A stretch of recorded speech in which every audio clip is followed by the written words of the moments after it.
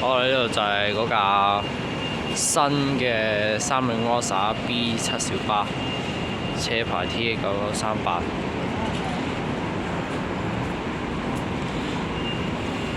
手掣位就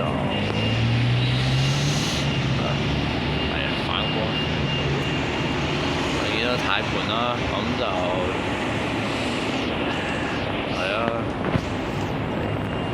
呢度就大概有一個行李架，咁就方便嗰啲買餸嘅市民就買一買餸車喺呢度啦，係啊。咁呢架新車就用咗呢個啤架嘅座椅咯。而家好多小巴都用緊呢啲啤架座椅。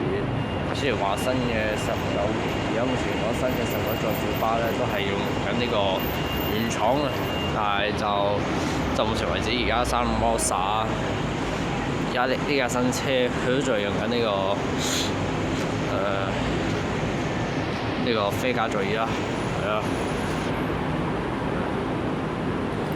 好啦，咁就到呢個車尾啦。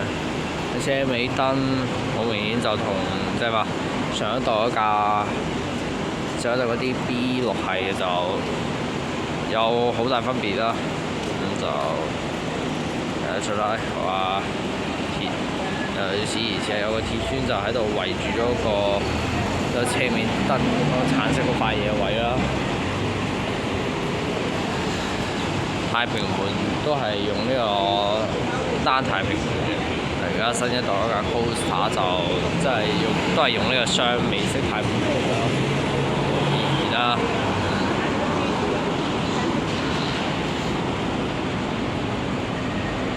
倒後鏡就係用緊呢個擺 H 嗰位度啦，咁就唔同豐田 Coaster 啦 ，Coaster 就已經係將個鏡咧就擺咗大概喺呢個位啦。不過聽講呢個車頭燈都好似係用 LED 嘅。拎來拎去啊，又要拎翻補條又拎翻㗎。